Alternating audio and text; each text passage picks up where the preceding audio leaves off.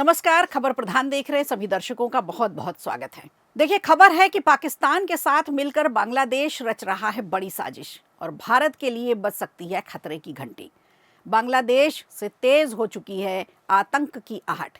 ये हम नहीं, हालात कह रहे हैं। पूरी पड़ताल इस वीडियो में देंगे। नमस्कार, मैं हूं संगीता श्रीवास्तव। चैनल में जो भी लोग नए जुड़ रहे हैं उनसे अनुरोध है कि चैनल को सब्सक्राइब करें और एक लाइक शेयर से हमें हौसला दें। तो देखिए, कुछ माह पहले बांग्लादेश में जो कुछ भी हुआ हम सब ने देखा। शेख हसीना को सत्ता से बेदखल किया गया और हसीना के हटते ही बांग्लादेश का पूरा राजनीतिक समीकरण बदल गया।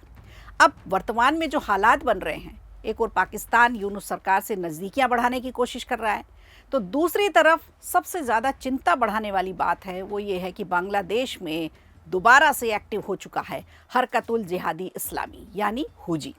हुजी एक बार फिर भारत की सीमा पर अपने मॉड्यूल स्थापित करने की पूरी कोशिश कर रहा है। भारतीय सुरक्षा अधिकारियों से मिले इनपुट में इस बात की चर्चा तेज है। देखिए, जब बांग्लादेश में शेख हसीना का शासन था तब हुजी पर काफ़ी हद तक कंट्रोल किया गया था, पूरा नियंत्रण था और ये संगठन तब शांत भी बैठा था। लेकिन हसीना के सत्ता से हटते ही यूनुस की सरकार में एक बार फिर हुजी ने अपनी गतिविधियां बढ़ानी शुरू कर दी हैं।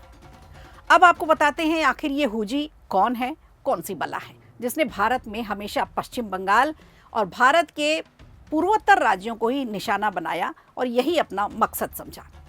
तो देखा जाए तो हुजी के बारे में जो जानकारी है ये मूल रूप से पाकिस्तान की ही पैदाइश है, जिसका उद्देश्य, जिसका मकसद सिर्फ है आतंकी संगठन लश्कर ए तैयबा के साथ मिलकर जम्मू कश्मीर में हमले करवाना, मासूमों की जान लेना और सरकार के खिलाफ जाकर अशांति फैलाना। हालांकि कश्मीर में जैश ए मोहम्मद के तेजी से बढ़ने के बाद आईएसआई ने धीरे धीरे संगठन से दूरी बना ली और हुजी की गतिविधियों को बांग्लादेश की तरफ शिफ्ट कर दिया, जिसका मकसद था पश्चिम बंगाल, जो कि बिल्कुल सटा हुआ है, और भारत के नॉर्थ ईस्ट इलाके, यहाँ जो भी राज्य आते हैं उनको निशाना बनाना। इसके पहले भी हुजी पूर्वोत्तर भारत और पश्चिम बंगाल में कई गुट स्थापित करने में कामयाब रहा था।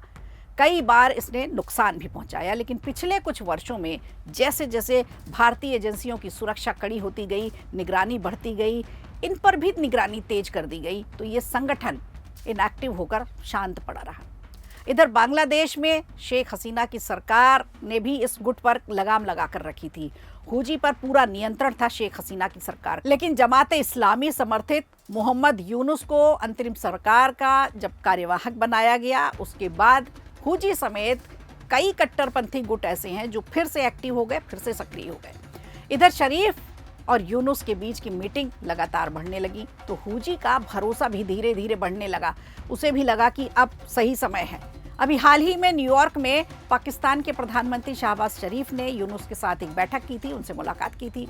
वैसे तो इस बैठक का उद्देश्य दोनों देशों के बीच व्यापार बढ़ाना बताया गया था, लेकिन इस बात की आशंका भी जताई जा रही है कि पाकिस्तान और बांग्लादेश की नज़दीकियां बढ़ने से आईएसआई के लिए बांग्लादेश तक पहुंचना बेहद आसान हो गया। खुफिया जानकारियों के मुताबिक पिछले 3 महीनों में आईएसआई और हुजी नेताओं के बीच कम से कम 6 बैठकें हुई हैं। ये सब आपस में मिलकर हुजी संगठन की गतिविधियों को फिर से बढ़ाने की फिराक में है, उसे फिर से ताकत देने की फिराक में है। भारतीय सीमा के आसपास अपने गुटों को स्थापित करना इनका सबसे बड़ा मकसद है, ताकि भारत में आतंक फैलाया जा सके। सबसे बड़ी बात खुलकर सामने ये आई कि जमात ने हुजी को सुरक्षा की गारंटी भी दी है। इस पूरे मिशन में हुजी को हथियार, गोला बारूद और धन मुहैया कराने का पूरा भरोसा भी दिया है।